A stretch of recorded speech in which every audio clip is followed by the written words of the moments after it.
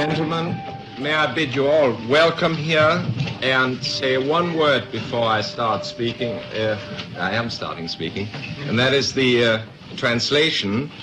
Button number 2 is French and number 3 is English.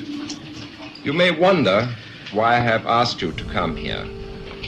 I have in mind a completely frank and open exchange of views, and this is ensured to you, and it is essential for our success. There is no verbatim quotation of anybody, and there is no press, so you are quite free to let yourselves go, if I may say so.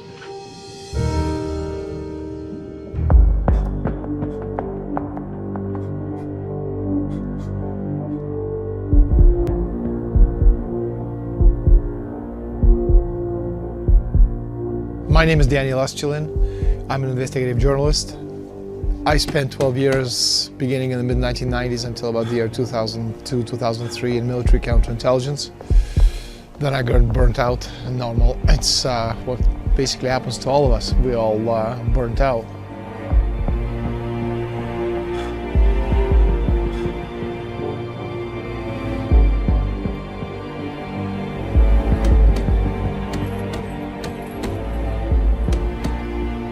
I realized that I had a lot of information that I've accumulated over the years, and I thought there would be a good way of getting some of this information out. And one of the subjects that I thought would be of interest to the general population would be this very secretive, not secret, but secretive organization calling themselves the Bilderberg Group.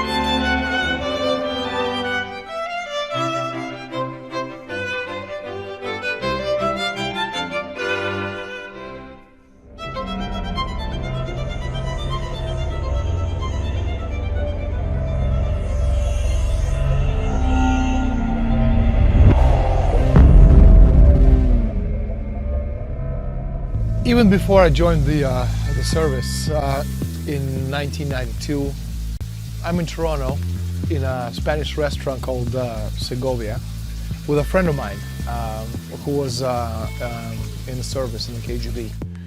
And over steak and potato lunch, this man, let's just call him Vladimir. And according to him, Canada was going to be split up into English and French-speaking Canada. Through a referendum which was going to be put together from behind the scenes by these allegedly very powerful people. Now, the reason he said that this was going to happen is that the powerful people who ran the United States needed to balance their budget. 1995 comes around, that's 3 years into the future, and suddenly all these characters, all these people, all these politicians that I've never heard of begin to appear front and center in front of television, screens.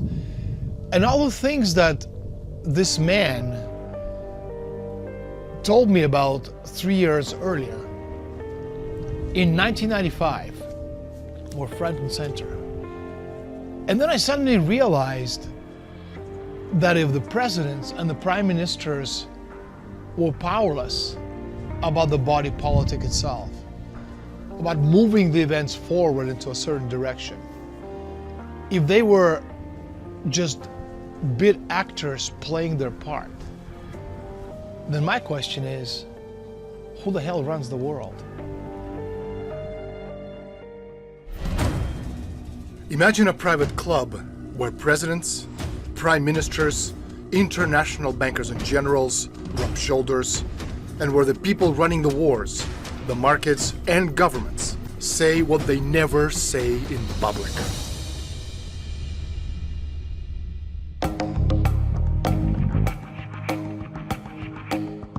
Es un momento que estamos en los inicios de la Guerra Fría. Es una guerra que no se sabe cuánto va a durar, le durará pues, hasta 1989, pero en 1954 eso está todavía muy crudo, muy incierto y en una fase inicial. Entonces, han empezado a rodar ya las Naciones Unidas y se vislumbra la necesidad defensiva de la OTAN. Luego, por otra parte, en Europa, las monarquías europeas sienten endogámicamente esa necesidad de defender sus propios intereses, intereses de estatus social, intereses económicos y también intereses de defensa hacia el exterior. Estados Unidos asume esa postura común, pero tomando la dirección.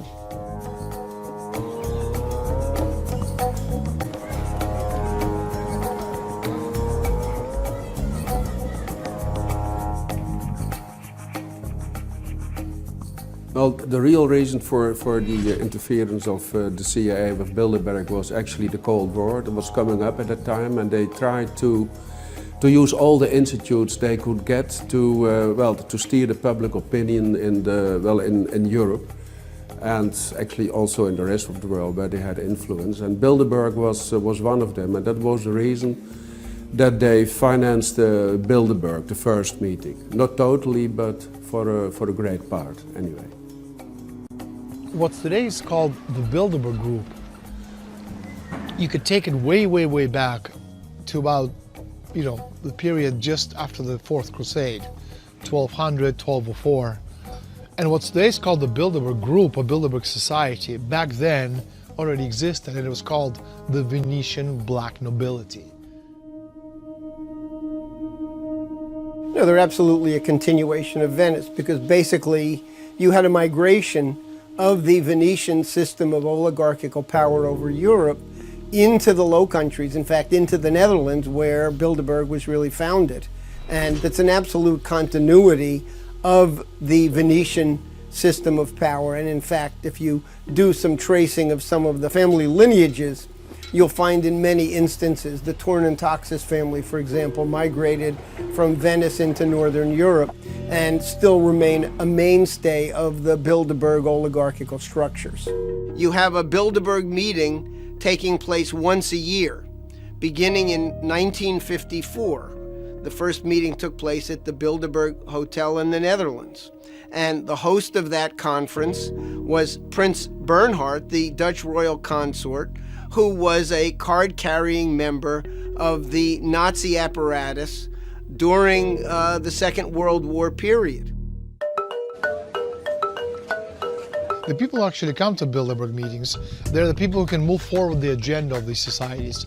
So you have President of the International Monetary Fund, President of the World Bank, President of the European Central Bank, of the Federal Reserve Board.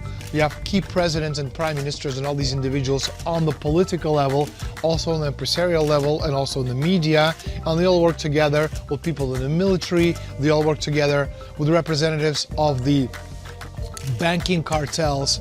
And again, if you're a corporation, you don't need to control every person in the company. You just need to control one person who controls the policy of the entire corporation.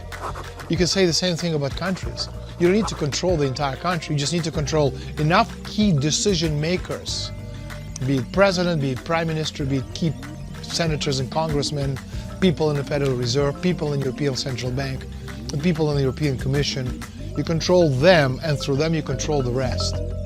Every year Bilderberg has a gathering. They'll bring together 100 to 200 people, many of whom make up the core of the transatlantic financial and political oligarchy. And they'll bring together a core group of powerful individuals, government people, the media, finance, and prospective young recruits, people in the political realm who are up and coming and who are going to be seduced and controlled by these oligarchical interests. And very often these meetings serve as a kind of a testing ground for whether or not certain people will be advanced in their political careers, including a number of individuals who've been elected President of the United States, have been put through this kind of Bilderberg finishing school process. They The Bilderberg Conference comprises about 130 of the world's, or Western world's, top decision makers, from the banks, the multinational companies, the EU Commission. I'm coming to the politicians, also from WTO, IMF, World Bank, and of course, leading politicians from the US, Canada, Eurozone, and the UK.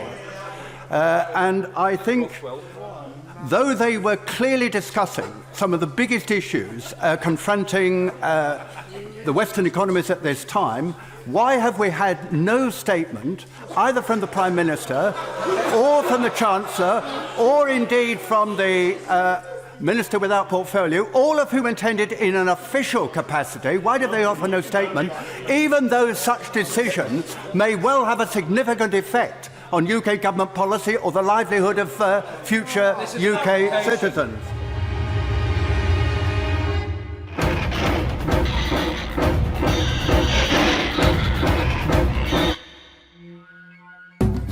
In May 1973, Bilderberg Group met at an exclusive resort at Saltsjöbaden, Sweden.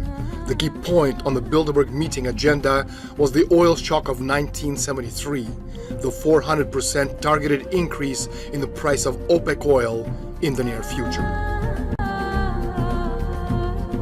The oil shock, the hoax, it was in fact a hoax, of 1973, continuing into the late 1970s. And the whole point of the oil shock was to create a nominal flow of money into the hands of the Saudis and other Persian Gulf wealthy nations.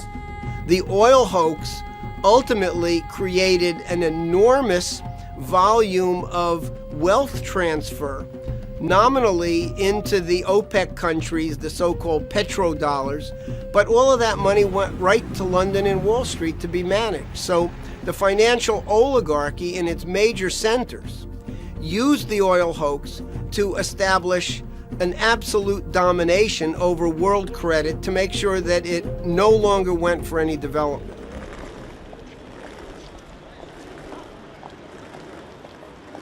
You have the charisma of a damp rag and the appearance of a low-grade bank clerk. And the question that I want to ask, that we're all going to ask, is who are you? I'd never heard of you. Nobody in Europe had ever heard of you. I would like to ask you, President, who voted for you? And what mechanism? Oh, I know democracy is not popular with you lot. And what mechanism do the peoples of Europe have to remove you? Is this European democracy? Well, I've tried very hard not to believe in conspiracy theories, but I've been here now for over 15 years, and I can see there is a move towards supranationalism. Just look at the IMF.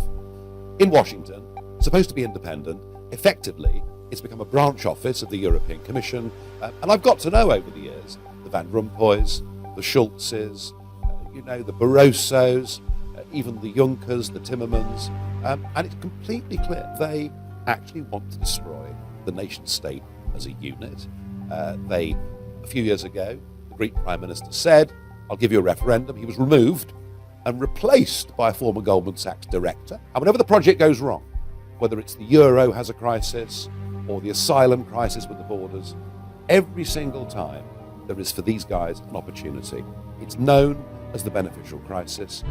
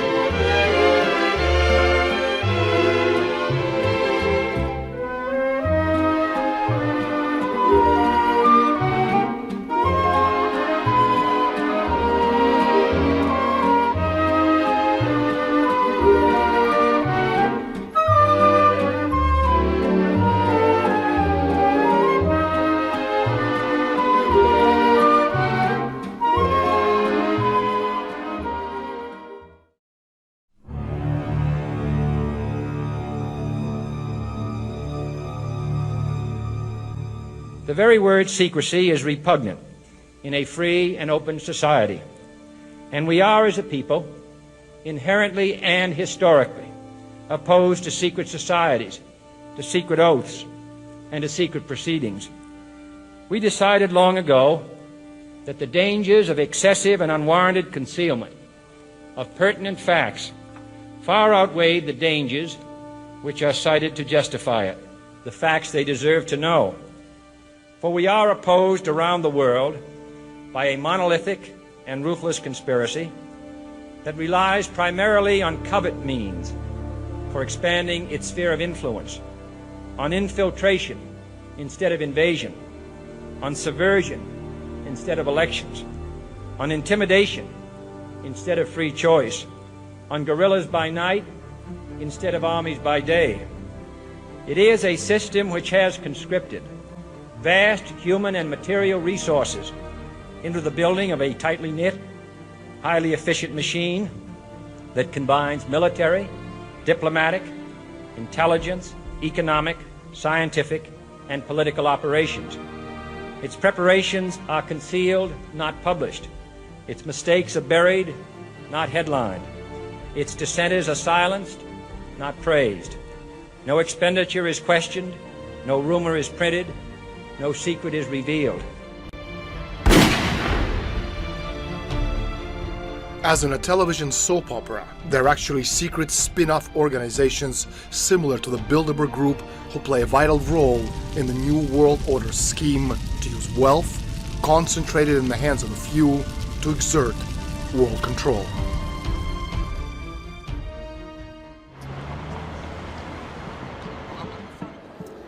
In 1968, George Ball and the Bilderbergers met and determined that they had to restructure the entire world along the lines of a corporation. They decided that the idea of the nation state was outmoded, it was archaic, it was standing in their way, and that therefore they wanted to have what they called a world company based upon the idea of a corporate identity. Don't just talk about it, be about it. Hungry for the money as soon as I see a dollar. Money green in my collar, I'm fresh like that. Yeah, I write the checks, put the checks right back. Straight to the account, your honey wanna holler. Only thing that separate me from my money is a comma. Big bills, big papers, it gets real. Big haters, what it be, understand how I said it, man. Well, what this is actually is part of what's called globalization. You had in the 60s and then continuing in an expanding form in the 70s and 80s a rash of mergers which corporations merged, agricultural corporations merged, the financial institutions merged, and you had a general takeover of the world economy by these huge mega firms. The corporate banking mergers tended to control the corporate industrial mergers and the agricultural mergers. So you had basically a world run by this financial, these massive financial institutions. The concept is one world company limited. Corporations that have a hell of a lot more power than any government on the planet. And you're seeing it right now that governments don't govern, presidents don't do anything other than do what people who put them in power tell them to do. And so the idea is that all of these corporations, the Goldman Sachs of this world, the JP Morgans, etc., they are the key people in all key institutions around the world. And it's through them that the power base is exercised. So again, it's not one world government, it's one world company, limited corporations with a lot more power than any government on the planet. In fact, this was discussed at the Bilderberg Conference in 1968, where George Ball, Undersecretary for Economic Affairs with JFK and Johnson, he said, and I quote, loosely quote, how can we create corporations that can actually give orders to governments? And this is what you have today. E mentre qui ci vengono presentate delle soluzioni, una decina di giorni fa, nel chiuso e nel segreto delle riunioni del club Bilderberg, molti esponenti dell'alta burocrazia e delle leadership politiche europee si sono riuniti probabilmente per dare le direttive alle direttive che poi verranno presentate al Parlamento europeo, che non potrà fare altro che esaminarle. Anche ho sentito questa mattina il Presidente Barroso l'invito a portare aiuto agli amici greci. Non vorrei che l'aiuto fosse soprattutto al suo amico armatore Spiro Lazis. C'è un evidente conflitto di interessi per il signor Barroso e dovrebbe darne spiegazione.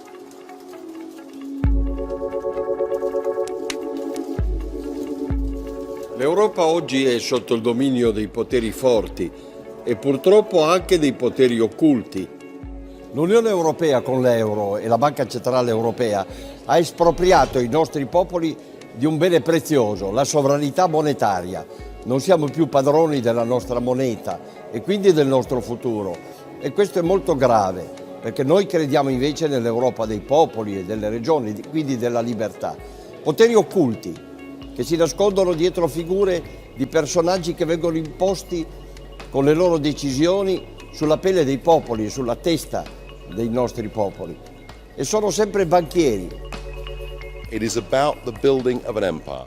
And the paradox of this project, of this supranational European project, is the least popular it becomes with the people, the bigger mess it creates, the more power they get at the center.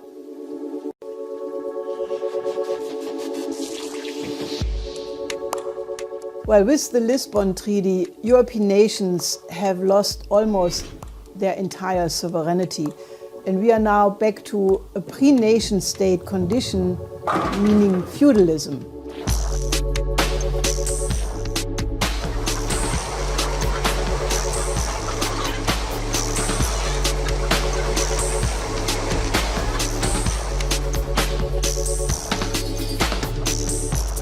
You know, we're living on a very small planet with limited natural resources and never growing population base. If you extrapolate that into the near future, in one generation we're going to go to about 10 billion people, then we're going to go to 14, 18, 21. It's going to get to the point we're always going to have enough space, because 7 billion people space-wise is not a lot. But we are running out of food, and we are running out of water, and we're running out of natural resources.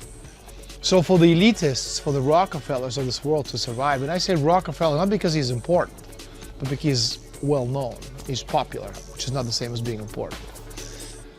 For the Rockefellers of this world to survive, most of us have to die.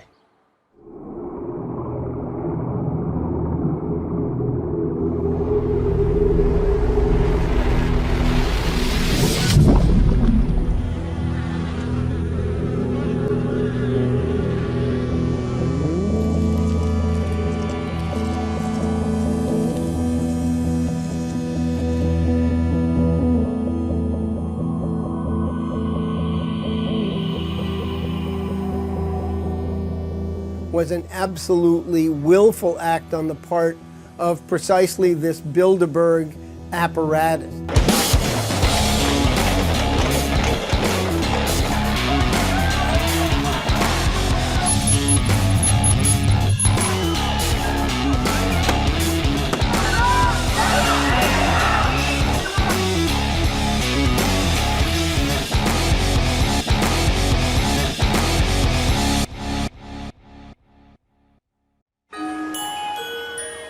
It's not really the idea of capitalism, because in the end what these people have or are, they already control 90% of the planet.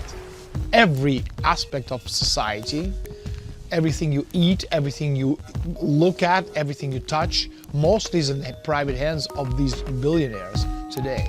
But the idea is, again, the whole idea of deindustrializing the world, it's a gradual process. You can do it, via armed conflict, but it's costly and it's also dangerous, because you can take everything off the chessboard, them and you at the same time.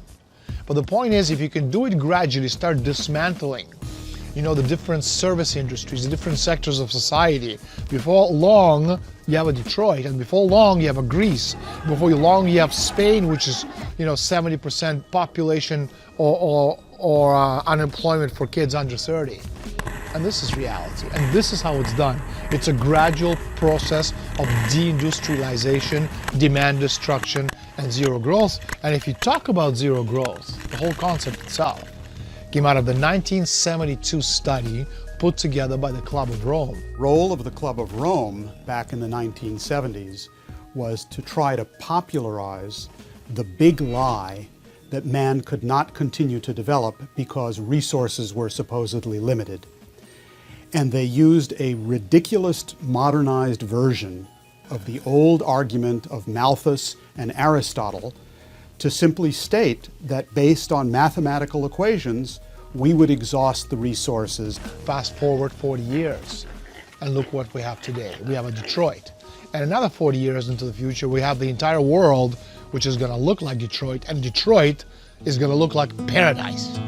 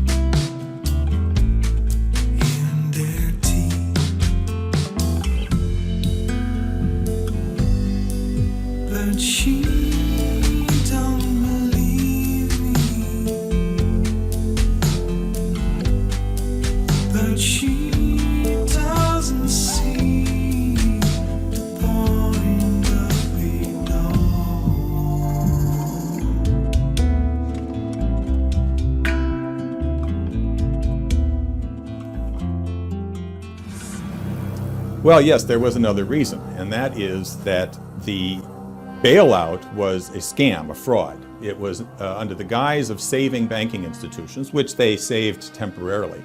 They were effectively taking unpayable debt, huge quantities of unpayable debt, and transferring it from private corporations to governments. This didn't make the debt any more payable. They basically absorbed huge quantities of worthless paper, speculative, derivative paper, which could not be paid off in any period of time anyway, i.e. the governments became bankrupt. Now you see this in Europe over the last years, where each country is being forced to do the same thing that was done in the US, take on the massive debts of these banks and effectively leaving them bankrupt. What you have is the growth of corporate dictatorships under the banking institutions that run the governments, corporate fascism. And in fact, you see the world increasingly coming under the control of corporate fascist governments under the control of the banking institutions. You know, if you kind of go back in history, 6,000 years or so, and you look at who controlled society 6,000 years ago in ancient Egypt, this weren't the pharaohs. They were the high priests, who basically gave us knowledge one little droplet at a time, just enough knowledge for us to survive and get by as we do today, just enough for us to get by day to day to day to day with what meager salaries we earn. Now, so on the one hand, what you had back then, you had the high priests giving us this, droplets of knowledge.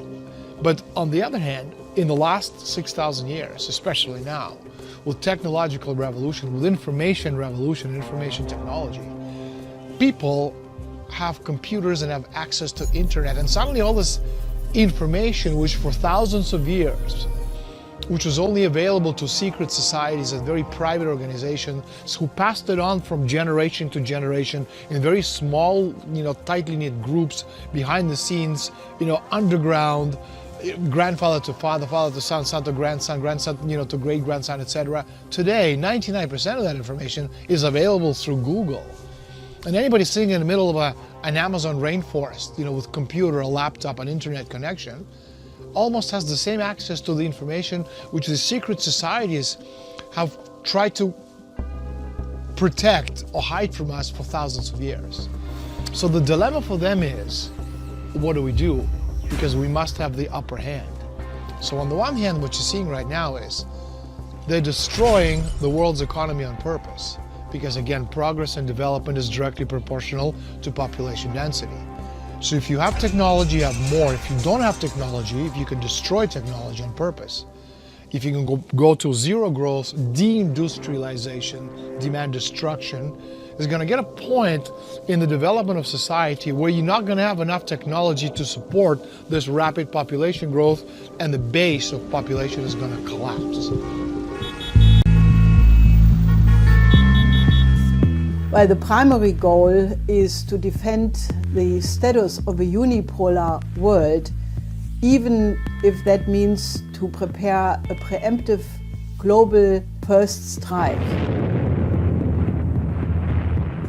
The oligarchy want to defend their privilege to be a superior species, and they want to keep the rest of the population deliberately backward and stupid, and that is why they promote such banal entertainment, which is only aimed that people stop to think.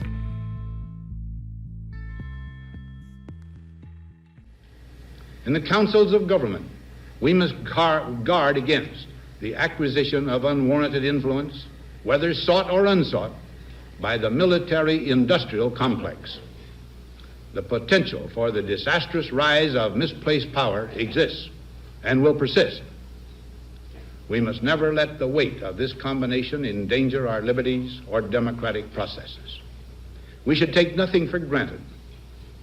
Only an alert and knowledgeable citizenry can compel the proper meshing of the huge industrial and military machinery of defense with our peaceful methods and goals, so that security and liberty may prosper together. Look at Google, Apple, Microsoft, IBM. These Bilderberg-affiliated megacorporations form an integral part of the United States security apparatus. Behind these technologies, enormous streams of capital are being expended and, more importantly, invested behind the scenes. Now we're at a point where that entire system is at a breaking point where it's hopelessly bankrupt, the debt is impossible to pay, the derivatives, which are purely speculative, unregulated gambling bets on top of the debt bubble itself, is estimated at $1.5 quadrillion, which is a multiplier of even the most optimistic idea of global GDP that's completely off the charts. So this entire system is doomed, and we're quite frankly at a point now where it would be no surprise if on any given day you woke up and found out that the entire transatlantic financial system had just evaporated.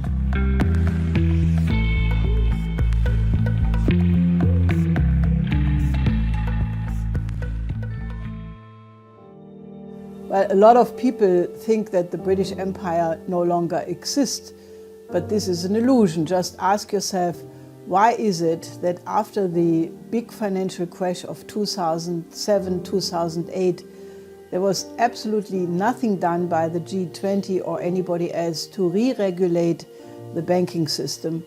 And they kept quantitative easing, they kept zero interest rate policy, which is really expropriating the majority of the population.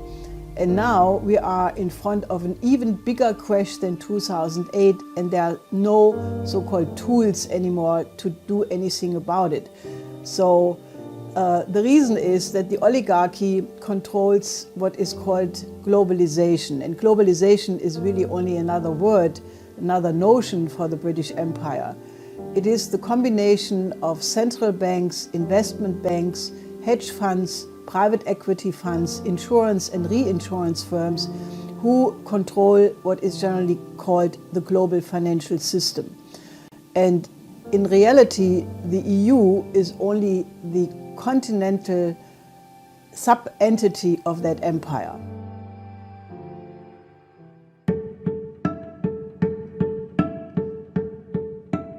Well, the British Empire knows that in the long run it cannot survive in a world which is based on science and technology and development. And therefore their policy is to stop that kind of technology and development. That's why they target nation states.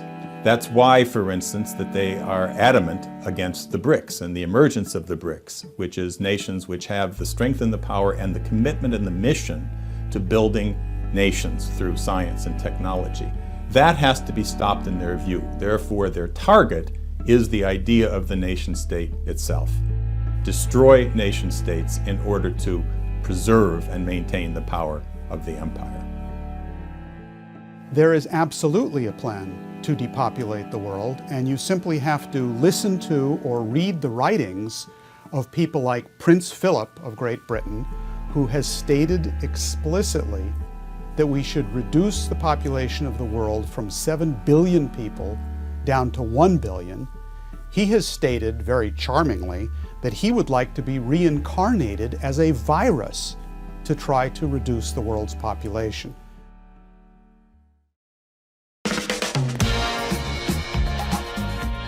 If you kind of play with the numbers, you realize that, I've had almost 7 million people have read my book. Maybe another 20, 30 million people are aware of what Bilderberg is. But my question is, how many millions of people watch the Oscars? How many millions of people watch the Super Bowl? How many hundreds of millions of people watch, the finale of the Big Brother?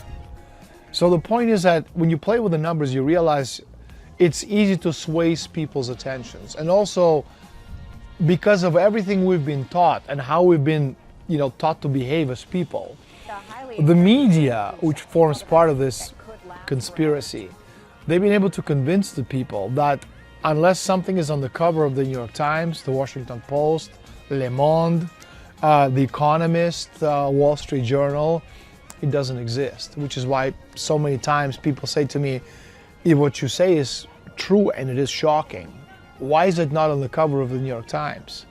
Because again, the New York Times of this world, they form part of the Bilderberg organization. They form part of all these other societies. They're part of the elite. Their job is not to tell the truth, but to sell a particular vision of reality which the elitists need to move their agenda forward. We're in a lot of trouble because you people and 62 million other Americans are listening to me right now, because less than 3% of you people read books, because less than 15% of you read newspapers, because the only truth you know is what you get over this tube. Right now, there is an entire generation that never knew anything that didn't come out of this tube. This tube is the gospel, the ultimate revelation. This tube can make or break presidents, popes, prime ministers. This tube is the most awesome goddamn force in the whole godless world.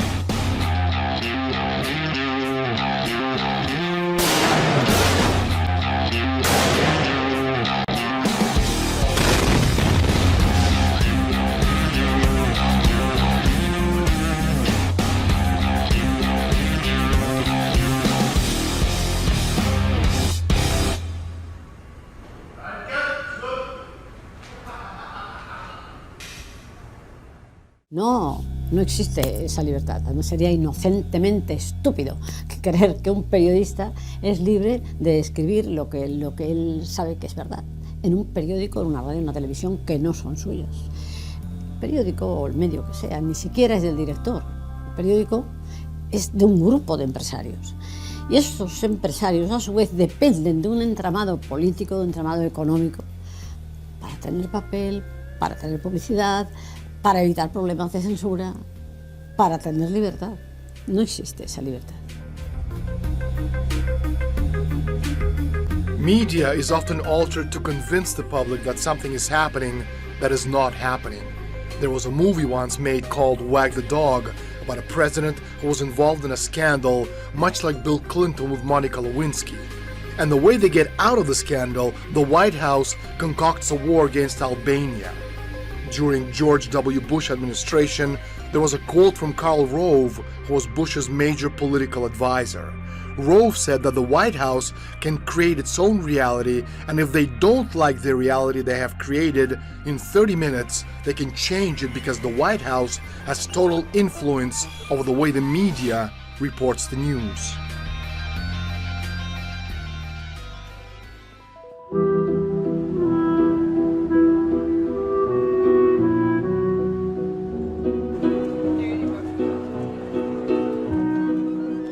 c'è una congiura del silenzio. Non si vuole far sapere all'opinione pubblica chi veramente comanda, i poteri forti, le loro riunioni, il Bilderberg, la trilaterale, che si riuniscono a porte chiuse, senza che nessuno possa sentire, nessun estraneo, e soprattutto riferire ai popoli cosa si è deciso sul loro futuro. Noi combattiamo questa dittatura dei poteri occulti e riteniamo che il potere debba essere restituito ai nostri popoli. Questa è democrazia e perciò quando qualcuno di noi riesce a far comunicare all'opinione pubblica queste verità si cerca di screditarlo, di chiamarlo cospirazionista. Mr. Speaker, this is the first occasion for me, as I've never previously answered a question in the House of Commons on behalf of a private organisation for which the government has no responsibility. The Bilderberg organisation exists for the purpose of holding meetings once a year in various countries. It exists for no other purpose. This year the meeting was held at a large hotel near Watford in Hertfordshire. I didn't receive adequate notice of this question as it happens, because I wasn't found in time to put to hand the list of those who participated and the agenda which we discussed, but we always circulate those before the meeting and they're readily available, and I can certainly put any honourable member in touch with a source of the list of those who took part. Each year we invite something over 100 people. It was about 140 this year, drawn from both sides of the Atlantic, from Europe, including Turkey, and from the United States and Canada. The people who attend are drawn from the worlds of government, politics, academia, defence, journalism. We all attend the people who attend change slightly each year. There's a core of those who regularly attend. Different people come. Well, I'm trying to guess at what on earth people are asking a parliamentary question about this for and what they're interested in.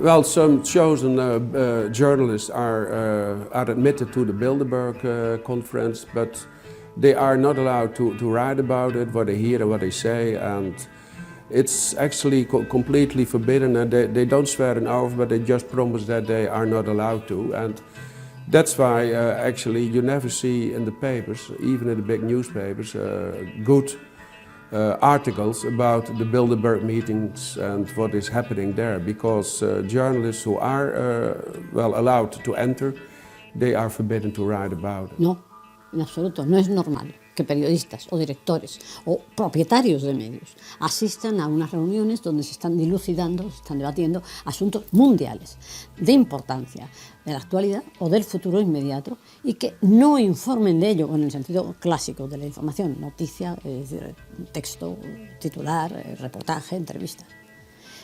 Pero, hay que decirlo, sí informan subliminalmente, indicando, dirigiendo lo que se debe decir desde esos medios, creando la moda opinativa. Ellos, podríamos decir que asisten como convidados de piedra, pero luego van a partir de ahí a orientar la opinión pública hacia los intereses que se hayan establecido en esos debates. I'm gonna make it all the way, do my best, do my best. I'm gonna make it all the way, do my best, do my best. I'm gonna slide the whole way, do my best, do my best. You can come and hold my hand, we'll be the best of us, oh, the best. Security was tight today at the Grove Hotel in this leafy area north of London. 140 members of the global elite arrived here for a top-secret, hush-hush, off-the-record conference in the English countryside. How's this for a guest list? The head of the International Monetary Fund, former Treasury Secretary Tim Geithner, the heads of Amazon.com, Google, and BP Oil, former General and CIA Director David Petraeus, and what's a top-secret cabal of puppet masters without Henry Kissinger? All of them came here today for the Bilderberg conference. That's Bilderberg, not Build-A-Bear. Participants are tight-lipped about discussions, other than to say topics will range from the economy to jobs to U.S. foreign policy, what the organizers call megatrends and the major issues facing the world. Reporters and outsiders are not allowed in, and everything is off the record. Organizers say that's so participants can take time to listen, reflect, and gather insight.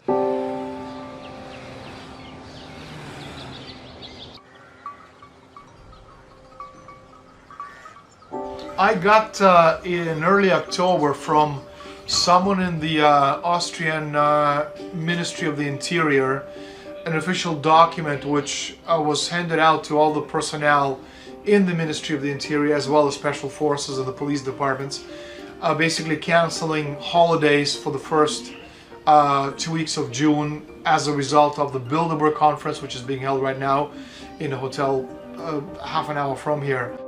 Un grupo de poder, ¿no? Es un grupo de poderosos que no pertenecen a ningún gobierno nacional, pero sí son parte de un gobierno supranacional, es un gobierno mundial. Ellos no adoptan decisiones ejecutivas, pero sí prefiguran y predeciden lo que ha de acontecer. O sea, ellos diseñan los futuros convenientes en el escenario económico, en el escenario político, en el escenario defensivo. Well, you know, we're in a hotel in Innsbruck, about 35 kilometers from the hotel where the Bilderberg conference is actually taking place.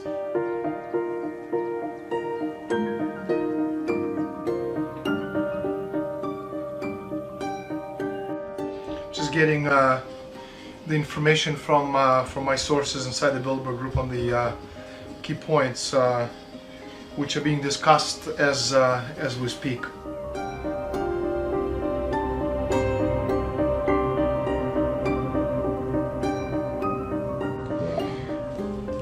Daniel, I'm pasting for you some of the key discussion points which shall be taken up at this year's meeting. As you know, the world is in dire shape and the financial system can blow out at any moment. There are a lot of very worried, or should I say freaked out people who will be attending this year's conference. Their only saving grace is that most of the planet is completely oblivious to what is going on around them. Good luck to you, and as always, put this information to good use. Instead of going to the hotel, and if you can't get anywhere near the hotel, there's a 5 kilometer, security perimeter, and actually from what we're hearing, it's actually has gone over to almost 8 kilometers. So, when you're 8 kilometers away, you can't get anywhere near the hotel, and so as I get the information anyway, because my sources are inside the conference, from what we're seeing, it's absolutely impossible to get anywhere near the hotel, and I hope somebody does, but I don't think so.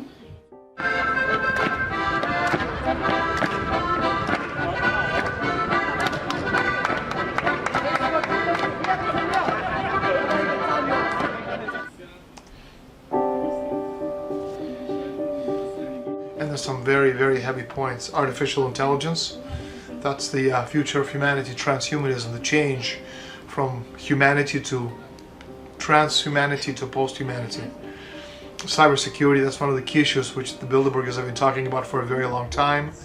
And that has to do with controlling internet, obviously chemical weapons threats, current economic issues, which is, the world is going to hell in a handbasket. This is the information which he sent me, and I'm just downloading, all the stuff on the subject of America. And in the first 2 pages of this extract, 7-page extract, I'm seeing this like the 5th time I'm seeing perpetual war, okay, multi-generational threat. Now, give me a second just to see what else is there. Now, one of the things about perpetual wars require perpetual funding. Non-ending war, non-ending funding, which means that you throw as much money as you want into a particular situation, which is this, you know, war on terror. How long? We don't know. Forever. How much money? As much as you need. So the idea is, again, you control both sides of the equation. You control the left and the right. You control the dialogue through the media, and then you push the idea of perpetual war.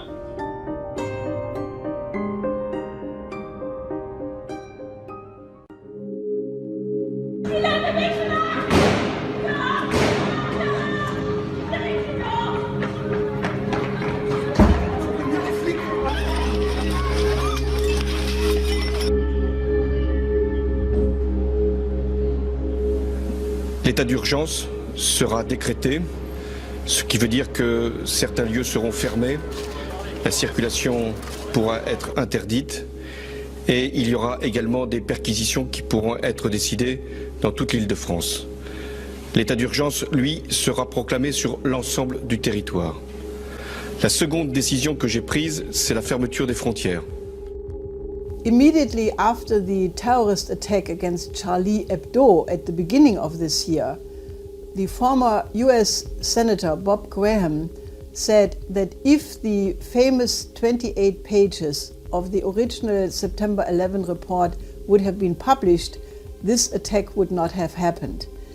Now, what this means is that the original September 11 Commission of the Congress published a report, and 28 pages are classified to the present day, but we more or less know what's in it. It pertains to the role of Saudi Arabia financing terrorism and Wahhabi Salafist attacks around the world.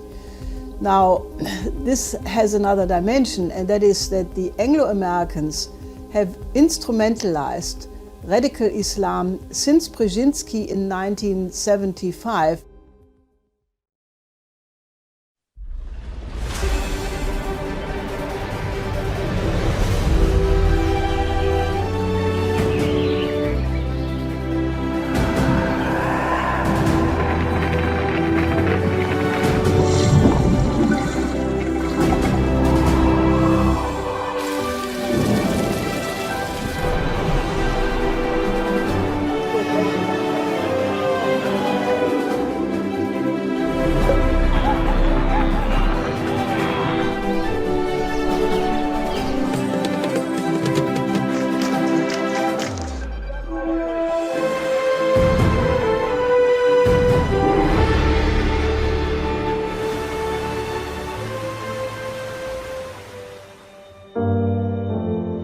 Humanity has almost destroyed itself a number of times.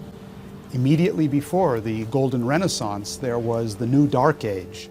There was the Black Death, where about half of the population of Europe was destroyed not only by a disease, the bubonic plague, but destroyed by the fact that men were convinced that they could not solve the problem. But fortunately, there was a new paradigm then. There was a renaissance. It was the Golden Renaissance of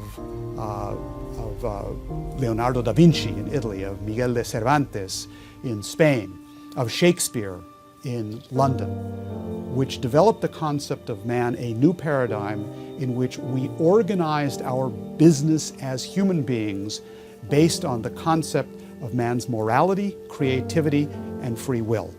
We cannot have a situation where, as in Greece, 60% of the youth have no jobs. That is killing the future of society.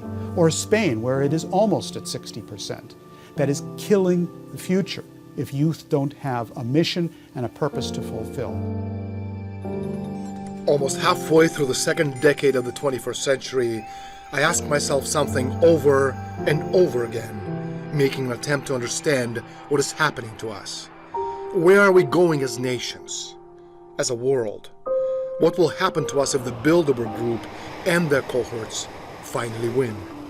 What is the destiny of the human race? What does it mean to be immortal? That's a very interesting question, because there are two ways of talking about immortality. We all die. No one so far has discovered a method by which we can live eternally as in our biological form. So therefore, the meaning of the human mind and the human body may not be quite the same thing. For example, people like Einstein, for example, who over a century ago defined matter-antimatter progress, which we're now going into today. So some people are immortal because of the consequences of their having existed. And the best we can do as human beings, which no other animal can do, is we can continue to be immortal in our participation in the development of humanity and the development of our solar system. So immortality means one thing. It means either the consequences of your having lived, the benefits for mankind of your having lived, one way or the other, as a poet or as a scientist or whatever. You've contributed something to the wealth of humanity, and you are, in that sense, immortal. Or you can be a poor slug who doesn't think, who has no consequence, no reason to exist, who just lives and dies. And that's the choice. I have had certain attempts on the part of the Bilderberg group back about 10 years back, where I was actually offered money to cease and desist, go away. And I describe it in one of my books. And as I sat there watching this man write a check, I said to myself and I said to him, help me out, please. How many zeros is one's freedom worth? He stopped, paused, looked at me, gave me the check, which I have, check as a memento, and he said, Mr. Estulin, you have a nice day. So the point is that even if they do kill me once, I think I've done my bit on this planet Earth, and I've reached a certain level of immortality, and I've done my part to pass off the baton to the future generations, and it's their job, to pick it up and go with it, because again, humanity's one, and we have to do everything in our power to make sure that we, as society, achieve this immortality. And for me, immortality is assuring the survival of the species, all of the species. And for us to happen, for this to happen, we've got to make sure that higher ideals, on the general level of things, take precedence over money, and even one's personal safety. Yes, we can win this war, but the first step necessary for actually winning is to know what the war is. The war is not against merely financial interests or military powers or even groups as powerful as the Bilderberger group. It is a war against what has been called powers and principalities.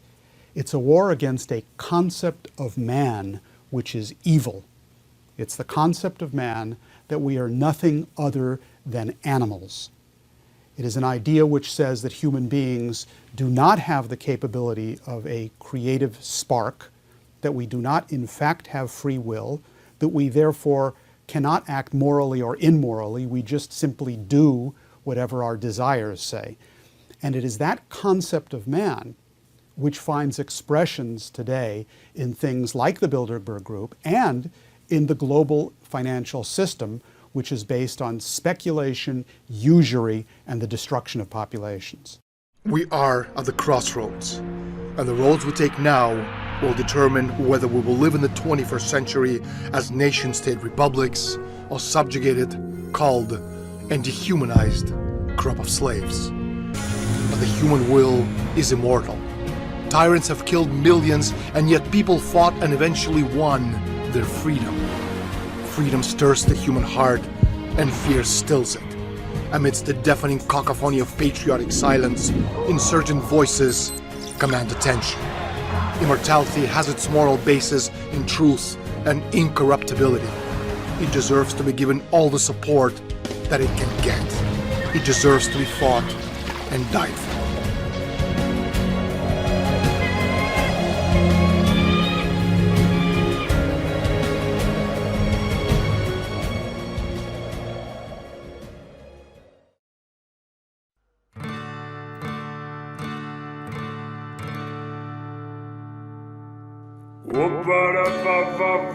I sing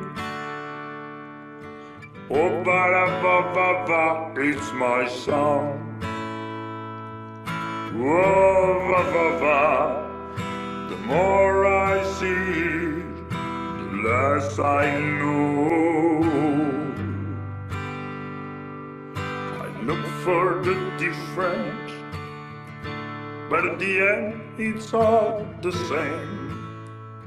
It's all the same.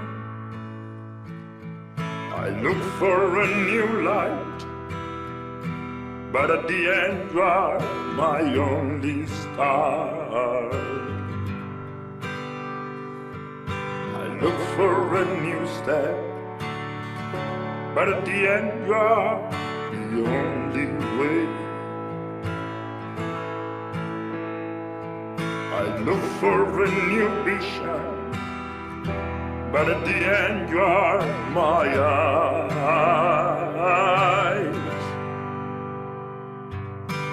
Oh, ba-da-ba-ba-ba, I sing. Oh, ba-da-ba-ba-ba, it's my song. Oh, ba-ba-ba, the more I see, the less I know.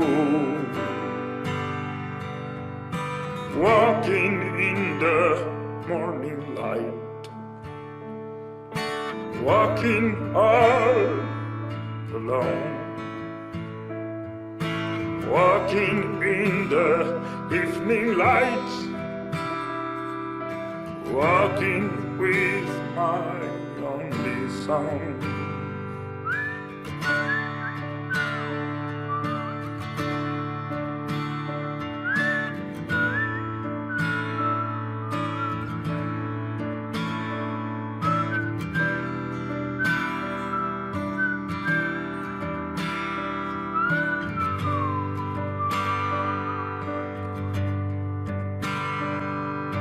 Oh, ba-da-ba-ba-ba, I sing.